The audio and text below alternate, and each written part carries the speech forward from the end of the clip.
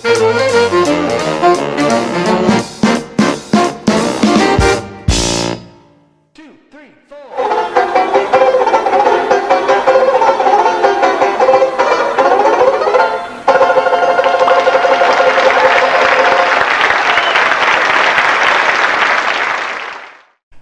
I'm Jonathan Bojarski, founder of Saxophonisto.com. Welcome to this special Mummer String Band edition of the series, where I talk with some of the creative minds who have helped to shape that distinctive string band sound into what it is today. Many of these folks are personal heroes of mine, immensely talented individuals who often work behind the scenes to create the incredible productions showcased at the annual Mummers Parade in Philadelphia. In today's interview, I have the pleasure of speaking with Bill DiBiase. Bill is one of the masters of arranging in the original Ferko style, that classic sound that incorporates tight three-part sax harmonies, often a moving baritone sax part in between the melody and bass, and violin over top of the ensemble sound that is rounded out by lush accordions and banjos. It's a seemingly simple concept, but extremely difficult to pull off effectively. Bill is one of the few who has been able to do it successfully over and over again. Bill is the musical mastermind behind Ferko classics such as 1979's Hobo HiJinx, 1982's Golden Memories of the Bowery, and 1989's At The Strutters Ball. He is also the arranger of many classic Ferko street songs that we often hear to this day, including Scrap Iron, Little Girl, and When You're Smiling. Bill is an extremely talented man who many may not know, but most know of. And it's an honor for me to be able to share his story with you. I hope you enjoy my interview with Bill DiBiase.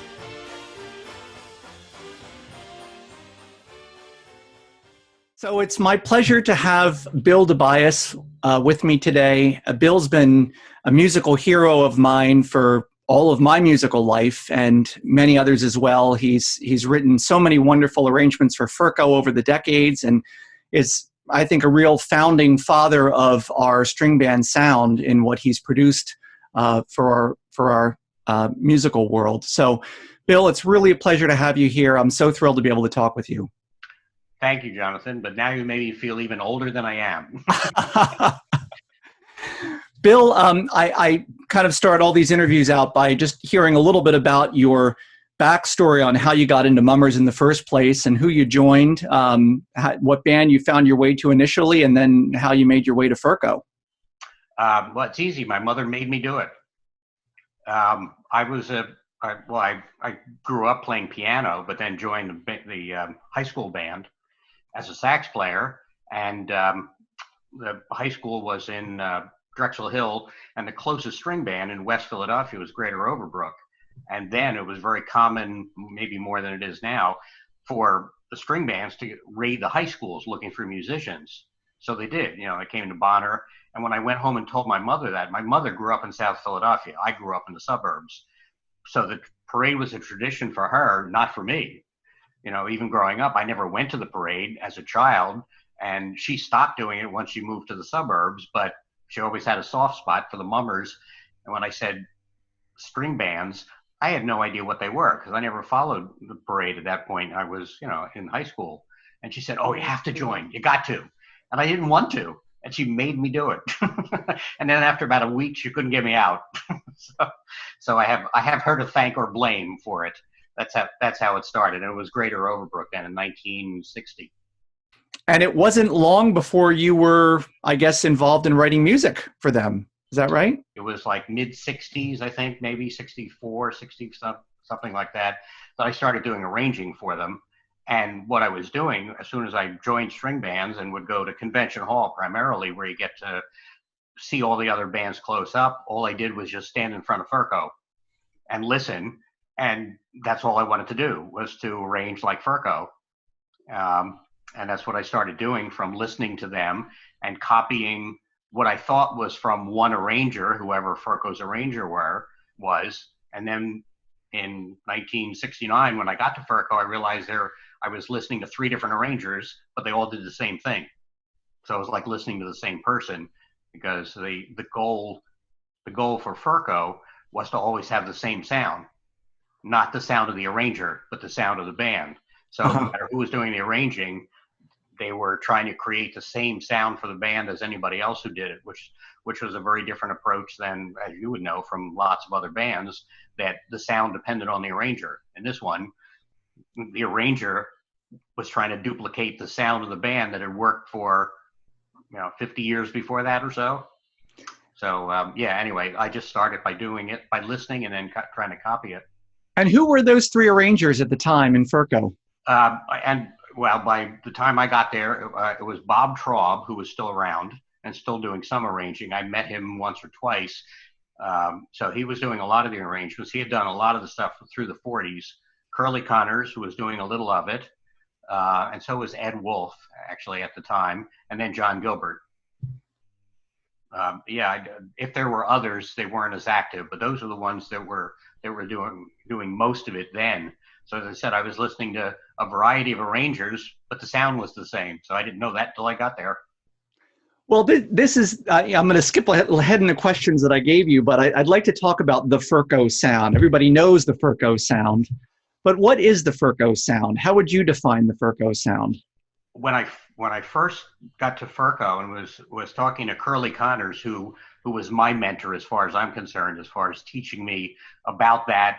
I mean, not only about the band and the history of it, which he had a good sense of, but about the style. He made it real easy. He said, it's barbershop harmony.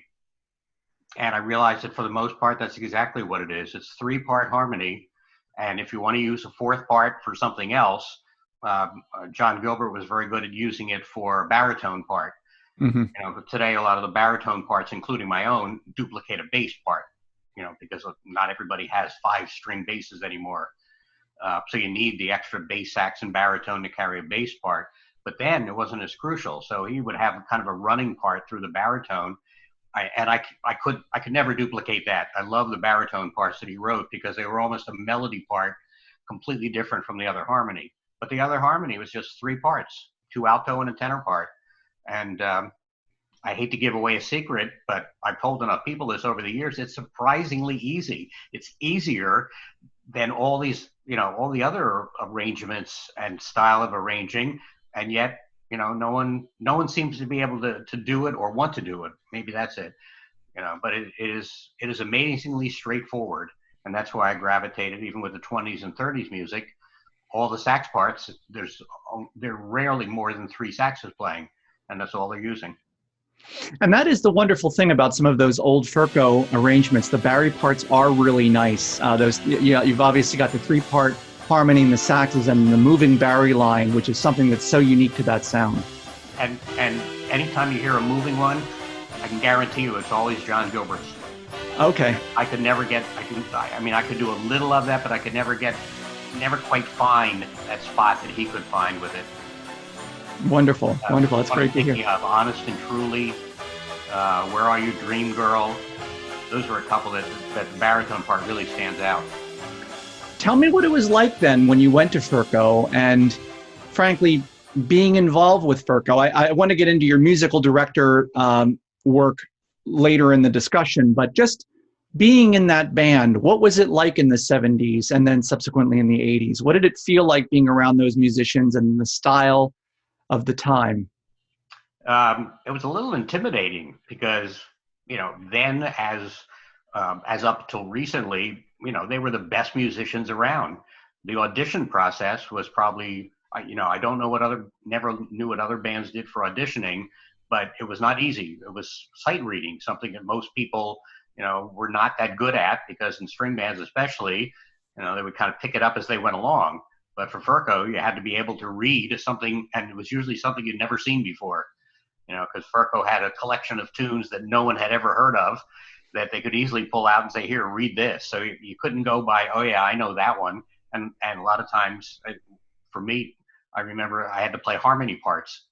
And I love playing harmony more than melody, but often that was the audition, playing a harmony part, which means you really had to sight read. Right. You didn't have any cues as far as what the melody was, if it was a tune you didn't know. So it was intimidating. And I felt like, even though I was young at the time, it really felt like I was like years younger than everybody in the band. Everybody else seemed so mature. And I don't remember there being too many other people my age, even though there probably were. Uh-huh. because I would have, I would have been like 20 or so when I got there.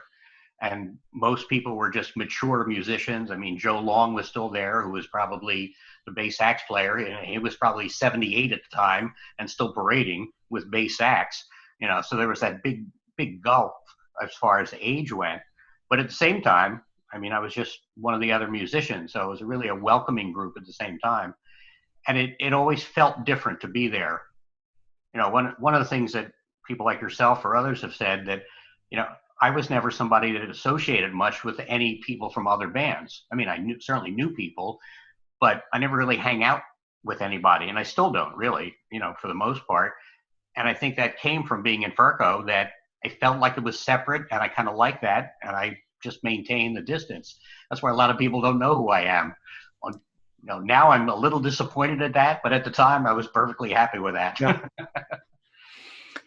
So you made a heck of a leap from going from Overbrook to Ferko, and then Ferko, not many years later, you were arranging music for Ferko. I'm just going to go, before we get too far into this interview, I just want to share my screen to show what you've done over the years.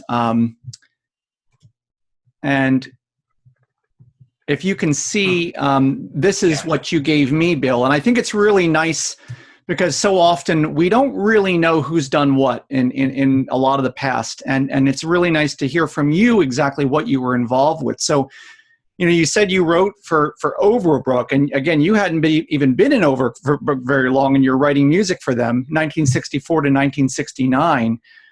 And then you went to Ferko, and it wasn't but a few years later you're arranging with John Gilbert, and you wrote with him 1973 Latin American Rhythms, and then you kind of took off from there. 1974, where the on stage, which won, and 75 took a few years off, and then a long run from 79 to 84, writing some of my very favorite arrangements, including Hobo HiJinx and Bowery.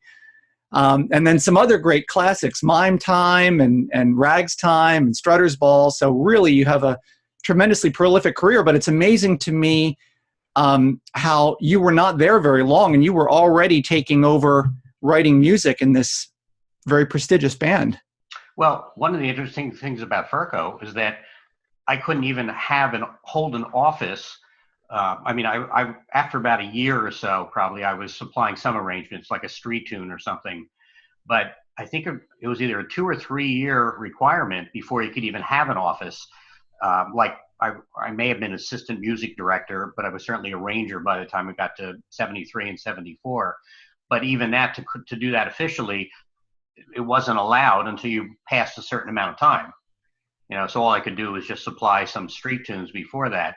And that's certainly something that has changed, not only for Ferko, but for a lot of other bands, that it's a matter of using whatever talents people have as soon as they can.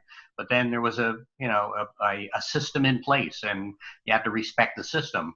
Right. And the fact that I forget, it was probably at least 3 years before I could even have an office like music director, which was 74. That was my first year.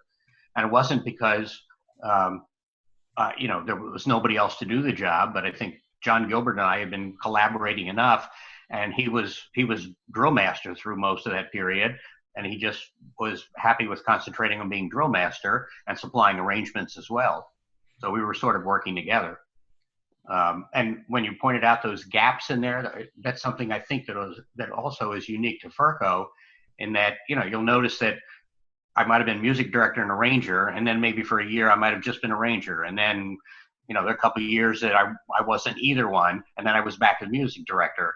And, right, here we go. Like bands, that doesn't happen. That somebody who is music director, is often gone, might go to another band or do something, and that didn't happen at Ferko.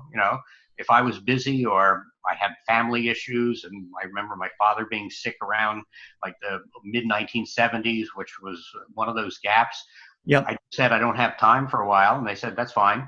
So somebody else stepped in. And then, a couple of years down the road, if that person said, well, now I don't have the time, you want to do it again? I'd say, okay. So I come back and do it again. So that was another, I think, what is a unique aspect of Ferko, that people didn't leave to go somewhere else. They might have just stepped down, but the band was was still the attraction, and they still wanted to play, so they just stayed.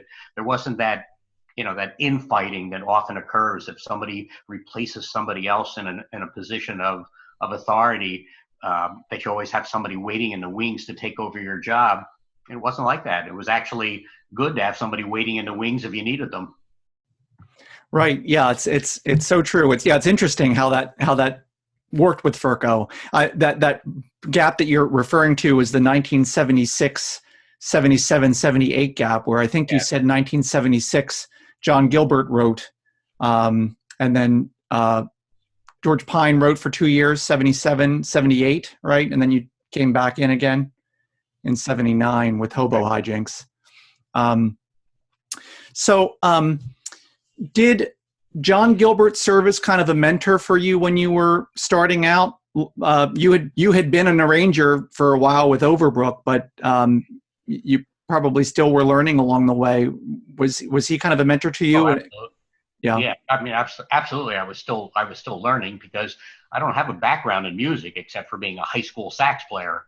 I just learned all this as I went along, but having started out playing piano, I think was the biggest advantage. So I knew chord structures and harmony. I didn't have to learn that, but I had to learn how to use it effectively. So yeah, between Curly and John Gilbert, and to a lesser extent Ed Wolf, who was still around there for a little while into the 70s, but basically Curly and John taught me everything I knew about not only arranging for Ferko, but Ferko itself. So yeah, they were the biggest influences I could think of. Did you have any non-Mummer influences in terms of writing music, arranging while playing piano, particular arrangers you liked, or just musicians, non-Mummer musicians that were inspiring to you for writing and or playing? Not really, because the string band was really the center of my music life for a long while. I mean, I was playing in little groups, maybe at a club or a party on a weekend or something. Maybe I was a sax player in a group of like 4 people. All of them were from string bands, a couple of them for Overbrook and from Ferko. But, those people weren't the influences. That was just something to pick up a little money and to enjoy playing. But the string band was really my focus for a long, long while. I didn't play with any other groups because I didn't have time to. I mean, that's been the surprise for me now at this point in my life, that I'm playing with more bands and more groups than I ever have in my entire life, of all different styles, because I've got the time to do it now. Sure. Of the other non-Ferko arrangers and or musical shows in the 70s and 80s, which come to mind as some of your favorite standouts? Any other bands, particular routines, or arrangers? Well, the one that I have the most respect for and knew the best was Herbie Smith. I don't even know if I ever met Jim Fox. I did meet Herm Seflin from Hegeman when he was doing a lot of the arrangements, when Hegeman had a very distinctive sound to them. But Herbie and I, being almost the same age, give or take a year or so, we sort of grew up together in string bands. And we, every convention hall, we would talk for 5 or 10 minutes, and that'd be it until the following year. Like I remember having a conversation with him one year that he was complimenting, I don't even know what prizes either of us got, but he was complimenting me on something, and I was doing the same to him. And we said, you know what? We said, we do such different things that we don't compete with each other or anything, because, right, his style is completely different than mine. And he said, I don't think I can do what you do. And I said, I certainly can't do what he did, because he was introducing more parts, extra tenor parts and runs and things that I tried later on, was never very good at. So that's when I stuck with what I knew. So Herb was probably about the only other, non-Ferko person that I really knew or learned from or talked to or admired most over the years. And he had, I think, even a longer stretch than I did, certainly continuously, I think. Yeah, I want to just also call out the fact that you have been the arranger for some of the absolute most beloved classic Ferko street songs that we all know and love. And, I have some favorites. I love this version of Solace that you did. And this was recorded on the 1988 Association album, but I guess you probably wrote it during the time you were preparing Rags Time, I'm guessing. Oh, I love this. I just want to hear this for a minute.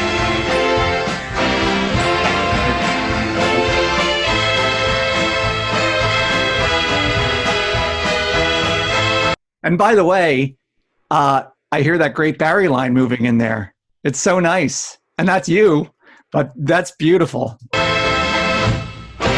I just love just how it's just tight and high. And I just love this piece. It's one of my favorite Scott Joplin numbers, but I just love the fact that you kept the original key, took it tight and high, have that walking Barry line. It's just so simple yet elegant. How you performance is.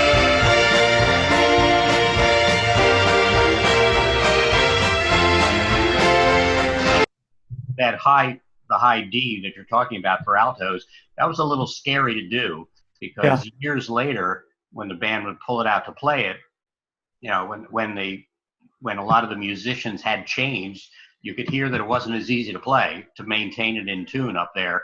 Yeah. But when you said, it's interesting you mentioned about original keys, because I stuck with that. I rarely changed the key if I didn't, if there wasn't a good reason for it, because to me, there was something about the original key that was meant to be the key to use.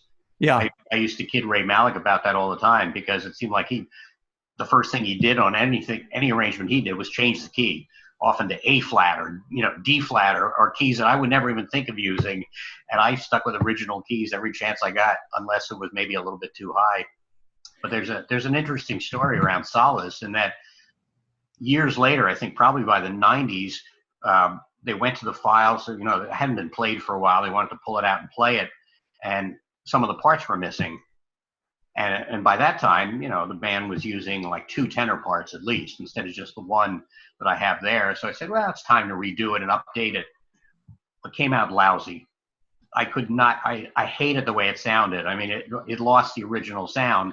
And then they said, well, we've got to go back to the original.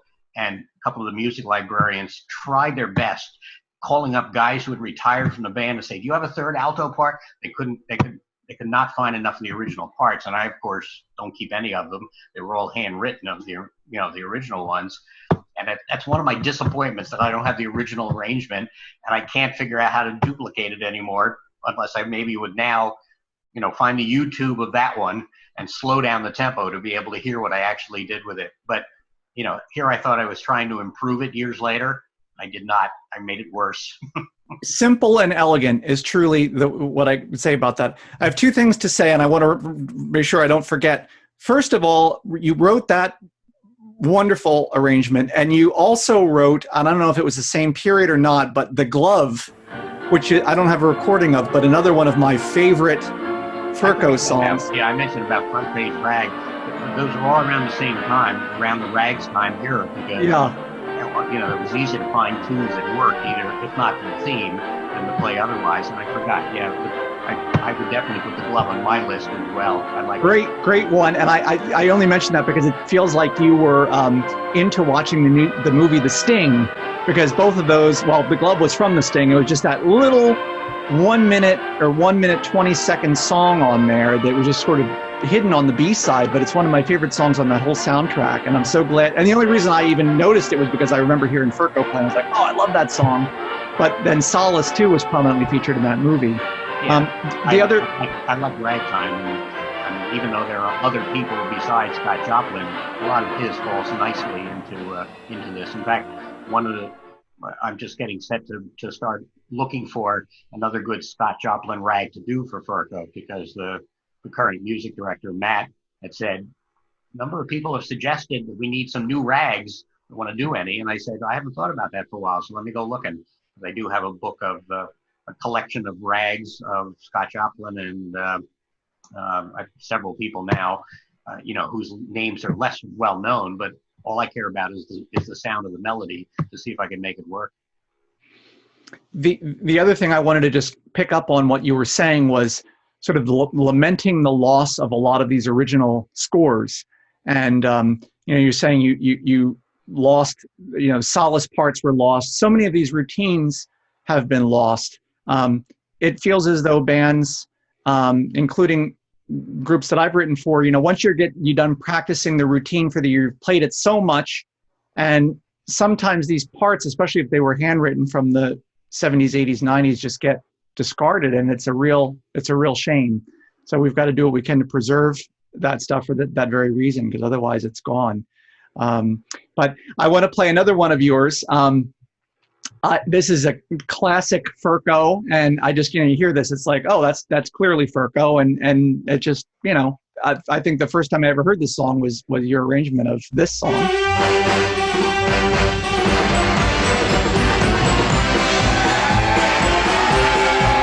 I mean,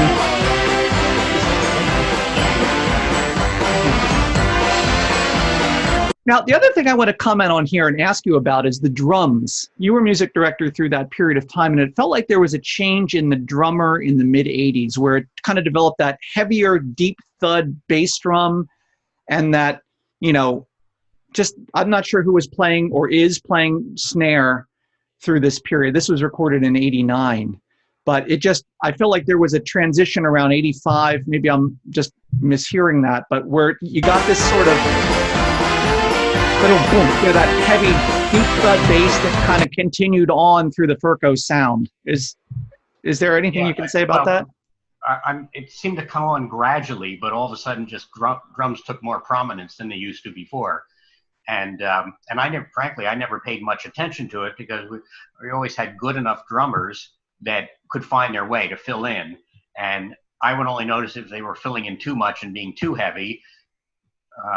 And there's, one of the stories around that with the Strutters Ball. The bass drum we were using, apparently the head was very tight on it. And even though I could stand out and listen to this whole sound of the band, I wasn't really paying attention to the sound of the bass drum. But Joe Strenk, who was, I think, on a leave of absence then, but came to a rehearsal right near New Year's, came up to me and said, "You got to do something about the bass drum." And I said, "I kind of like that sound." He said, "It's terrible." And he had good reasons for why he didn't like the sound of the drum. And I liked it, so we didn't change it. And in the judging sheets, they specifically picked out that he didn't like the sound of the bass drum. Really? So Joe was exonerated from that one, and he was absolutely right. And after that, I realized that when it comes to the sound of drums, I'll trust the drummers, because I don't know enough about what I'm listening for, and I never did with drums. They sort of insinuated themselves little by little, and after a while, I was more interested in the rest of the sound of the band than I was about the drummers. But we never had more than two anyway, one snare and one bass drum. That was it. So, some other bands would have more than that. So with only two drummers, we could usually overwhelm them.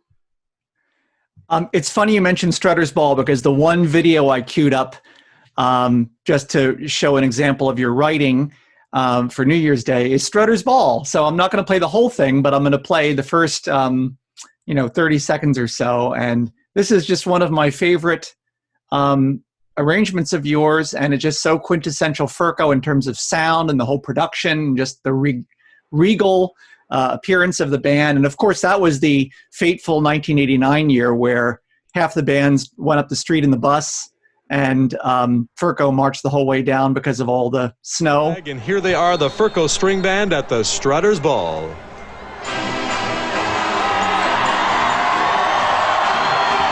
Amazing costumes, and then I love this Happy Days walk-in. Great time change.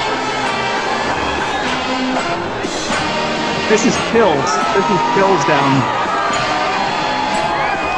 I was like 14 when I heard this the first time.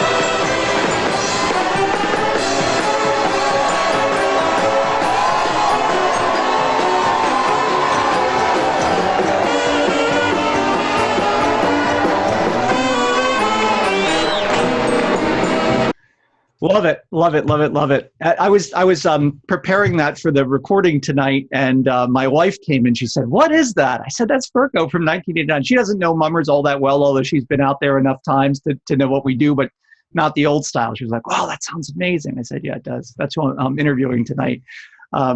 So great stuff, and that's just one of many, many. I just want to talk a little bit about your process for writing an arrangement. Talk first about just writing an arrangement, not so much New Year's routines, but just a mummer song. What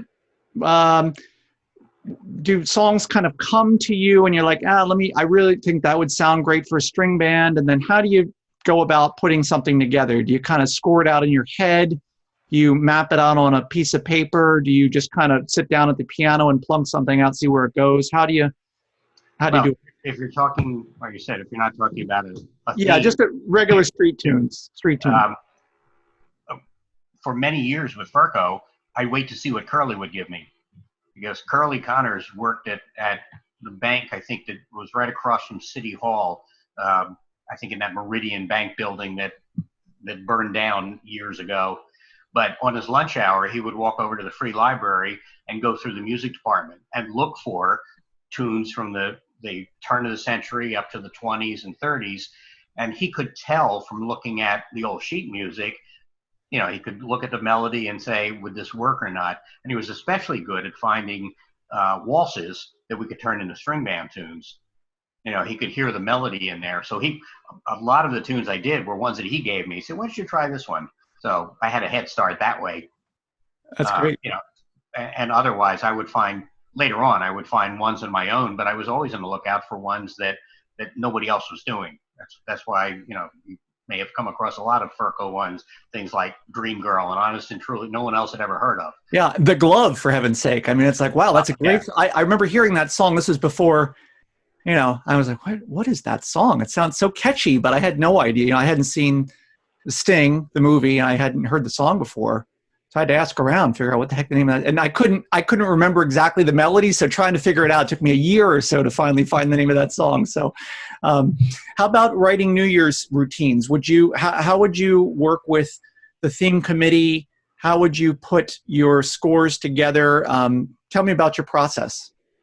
Well, the most successful ones were early on.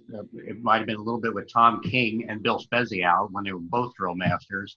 And then for a long while, it was simply Bill Spezial as drill master, through that whole era with Mime Time and others.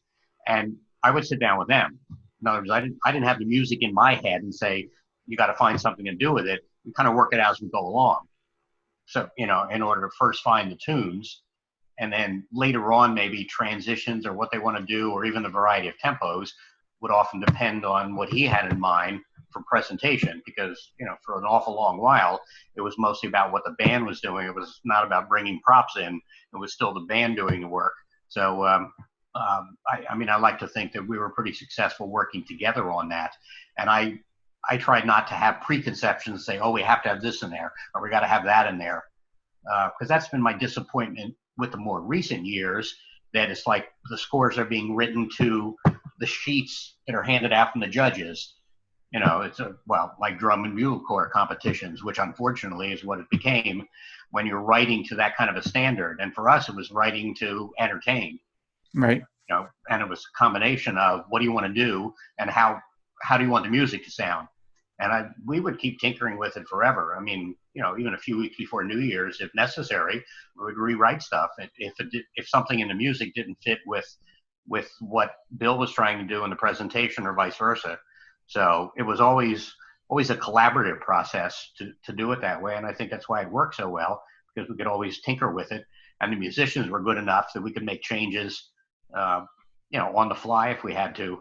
I remember a story of just a couple of years before I joined Ferko, that John Gilbert was music director and drill master and arranger for, I think it was a Latin, not that Latin American theme, but it was a different Tijuana Fiesta. I think a few years before that. And then the style was you just played separate tunes one after the other. It wasn't a routine written together.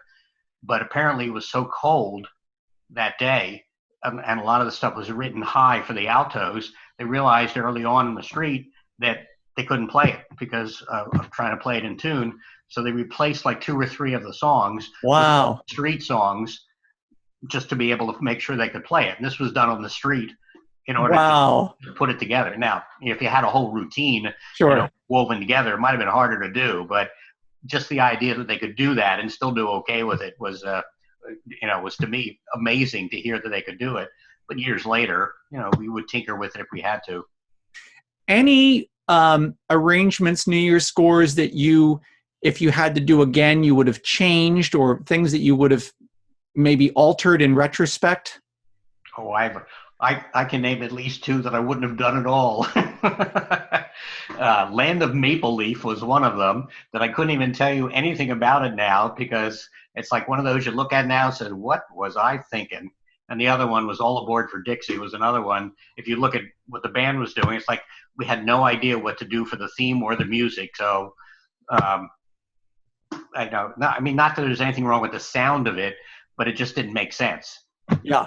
And a close third is the Mystical Toy Soldiers was another one that, again, it's not unpleasant sounding music, but after you look at it, you say, what did I just see?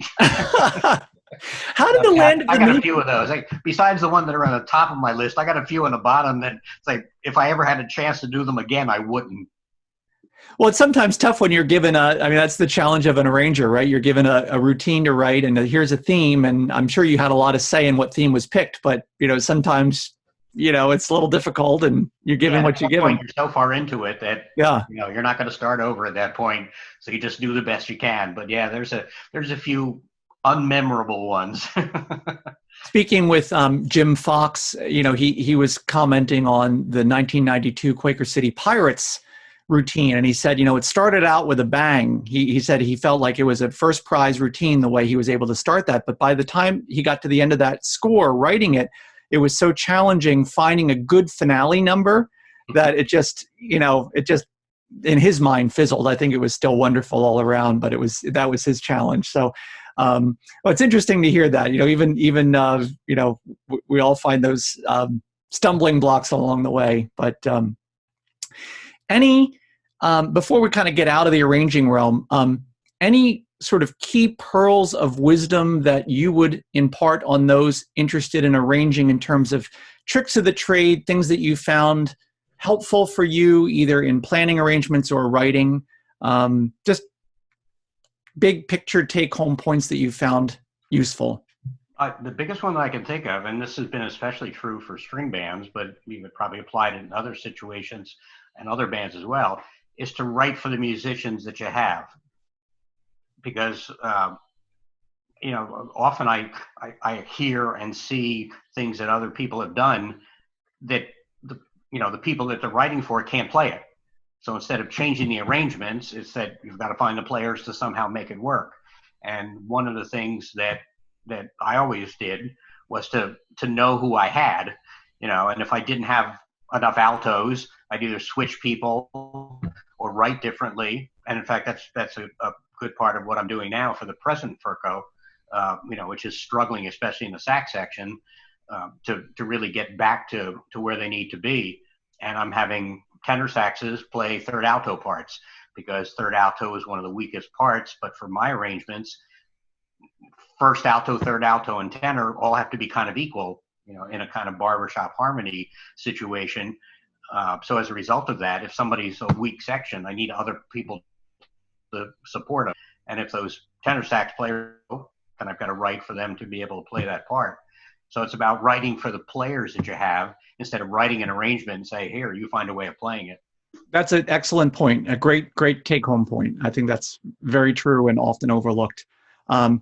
You're making me think about the Ferko sound once again, and talking about your altos and tenors and ratios. Did you, as music director, have to redistribute players to make sure that you had the proper ratios of altos and tenors to make the Ferko sounds right? I don't recall that was really ever an issue. Maybe one or two if we needed maybe some additional, maybe on baritone for that part. But no, otherwise, no, because very often when somebody auditioned for the band, we kind of knew what we needed. So if somebody was auditioning and played alto and tenor, we would typically specify, well, we need you on alto. And almost everybody was willing to do that. So to go switching around very often or very much, at least for the time that I was there, I can't recall ever actively having to do that beyond maybe one or two saxes now and then, because they kind of sorted themselves out the way I wanted them to, and that's how we recruited in a way. If we were short on third altos, we needed alto players, and we wanted people who were willing to play harmony. What about mouthpieces? Did you insist that players play on, rubber mouthpieces? Was that ever an issue that somebody had too bright a sound and you need to darken it a little bit? No, and I think one reason for that, again, with Ferko, was because we always had lots of accordions, so that the sound of the sax section wasn't the overwhelming sound. I mean, for me, the best sound of Ferko is that you don't hear any one section standing out. You hear a blend of accordions, saxes, even some violin kind of on the top of everything. So, whatever kind of, and metal mouthpieces weren't even that common up to practically the 90s, at least in Ferko. Not that many people played on them, so no one really stood out in that respect. We often try to damp down some vibrato, in the section, but not completely, because we wanted some. We wanted some of that 20 sound if we could. But mouthpieces were never really an issue or standing out, because for the most part, anybody who did, the accordions would kind of fill in the spaces so that you didn't hear that. Because that became much more prominent later when you had to, we would spend my last few years when I was parading, we would spend weeks just trying to learn how to breathe together, because it would be so noticeable. If it was just the sax sound, we all had to breathe at the same time, and that was something we never had to worry about. Right. A prime example of that, if you go back and listen to or watch Tin Pan Alley. Yep. In Tin Pan Alley, we probably had a total, counting bass sax, baritones, everybody, we probably had at most 16 or 18 horns. Wow, really? And at one point in the routine, when the guys are changing their clothes in that one and dancing, 12 of the horns are those people dancing and not playing. Wow. The sound of the band doesn't change.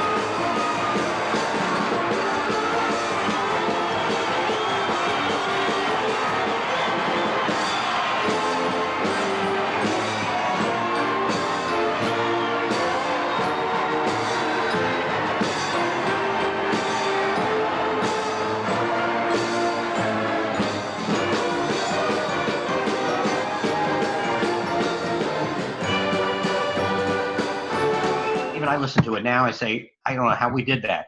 And I still don't know. But a big part of it was the accordions filling in the spaces. So when all the horns dropped out, you still had enough horns that you couldn't tell the difference in it. But most people didn't realize most of the saxes weren't even playing for whatever, that minute or so, whatever, while they were doing that dance. But the accordions carried it. That's an interesting story. I never knew that. Wonderful. We'll have to check that out. One thing I always liked about Ferko was just that. In terms of the blend, that's what we used to fight with Lenny Rosen about when we recorded too. Lenny was a great one for putting mics on every sax and every section. And we said, I just want a mic to pick up the whole sound of the band. And he would never do that.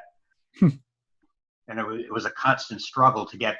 Ferko sounded worse on records than they sounded live, because you could never get the same blend, that you could get. That's why maybe the recordings on YouTube from the street are often better balanced than the stuff that was on a recording, because he was always trying to get, individual saxes mic'd up, and we just wanted the sound of the whole section or the sound of the whole band. It was always a struggle to get that. That's interesting. I'm glad you bring that up, because I have noticed that in preparation for talking with you, I've been listening to a lot of your arrangements on those Lenny Rosen LPs, and they're not the same as hearing the band performing on New Year's Day. It just doesn't have the same power, but you listen to the same thing on New Year's Day with the blend, and it's a totally different thing. Absolutely. Yeah, and if you go back to some of the older recordings, I forget the labels, some the ones before Shure Records, they sound better because they were probably recorded in the studio, which is one or two mics hanging over the band. Mm-hmm. Tell me about some of those Shure recording sessions. When were they done, and how did they work? You mean the ones for New Year's Day? Those, yeah, the ones where the band would record their New Year's routine. They were recorded in the fall before the parade? Typically, yeah. Usually by, I think, October, November, because for the most part, to give them enough time still to get them out in time for New Year's, but also because a lot of bands were still rehearsing routines. Unlike more recent years when bands start in April, we would start in September to start playing the music. And the one noticeable one was 1979 with Hobo HiJinx, that I had about a week to do the score, or a score, in order to record it. So I did a score of sorts. So the one you hear on that album is not the one from New Year's Day, because we embellished and added and changed stuff. Only because I had to write something for us to record. What happened there? So you kind of had to take over as music director sort of at the last minute? I did. The stories may differ, but my memory of it was that the fellow who was music director brought a score around and nobody liked it. I mean, really nobody liked it. It was like dead silence after we had played it. And I don't remember if he got angry or walked out or whatever. I mean, he eventually stayed with the band, but it was a big shock to him. And a few days later, I was music director, and they said, "Well, you better do a score." Wow. So I started then to be able to do something for the recording, and then they said we went from there to put it together actually for New Year's. But that was probably in like late September, early October. And then it was not very long after that we had to record for Shure Records. And then naturally, they had to put it together. Bill and Tom King had to put a whole routine around it. But so in many ways, that was an interesting time, but it was also kind of fun. Different world, huh? Can you imagine that being done nowadays? Incredible. Well, so yeah, that's my disappointment. It can't be done now. And there's no reason why it shouldn't be, Right. Because the focus again was on the band and the music, and not, this entire two or three trailer trucks worth of props and other things. Then you could do that, and you could make adjustments, and it would be a lot more fun, frankly. Want to talk just a little bit more about your music director style and techniques. Any pearls of wisdom with regard to being a music director, things that you found helpful in terms of teaching the band, in terms of getting the group together to play together? What was your method? Well, for the most part, I really emphasize everybody trying to listen to what everybody else was playing rather than just playing their parts. Because again, my focus was always on the blend of the whole ensemble. And, too often, if you're just playing the parts that's in front of you, you're not listening to what everybody else is doing. So a lot of it is about knowing your music well enough that you can actually hear how it fits in. So I was always after the ensemble sound, which also related a lot to dynamics. And even when I later on would bring just a tune up to the band after I was no longer director or arranger, all of a sudden I could hear everybody playing as loud as they could at me. And it was a struggle to say, play MF all the time so you have some place to go when you need it. And so often younger musicians especially have no idea how to do that, which is kind of a surprise and a disappointment at the same time. Because that's really what again, I learned from people like John Gilbert and Curly how to do that, and they were a master at being able to get dynamics that they wanted out of the band. And I'd like to think that I followed their example in trying to do that, because frankly, I really enjoyed conducting as much as anything else.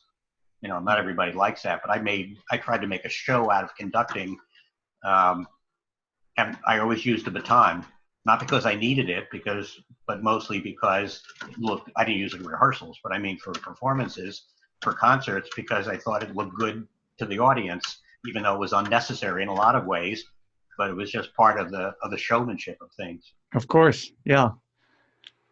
Here's another one of your arrangements, which I really love. I just want to talk about, again, thinking about the stuff you've written. Here's another one of my favorites.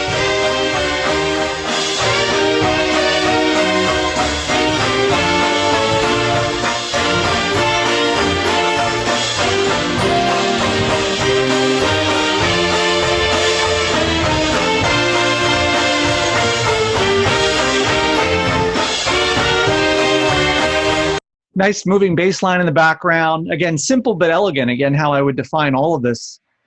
Just so wonderful. Just simple and elegant and rich.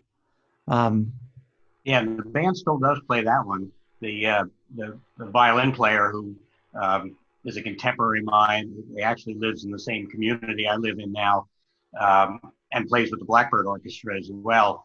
But that's his favorite tune, and he sits in with Ferko now and then. He's not creating anymore, but if they ask him for a tune to solo on violin, he always pulls up Little Girl. It's a great one. It's a great one. Bill, tell me a little bit about what you're up to these days. So you're not as involved with Ferko or other bands, although you are writing some stuff now again for them, and you're involved with the Blackbird Society Orchestra. Can you tell me about some of those things? Yeah, well, after my career was teaching psychology, so it had nothing to do with music. But I took an early retirement 18 years ago now, and I've been teaching online ever since then, and I'm still doing that. But all of a sudden, I thought I was going to not be playing anymore because I was losing interest and moving away from Ferko, and I thought, I've got instruments here that I really don't play, so I might as well get rid of them.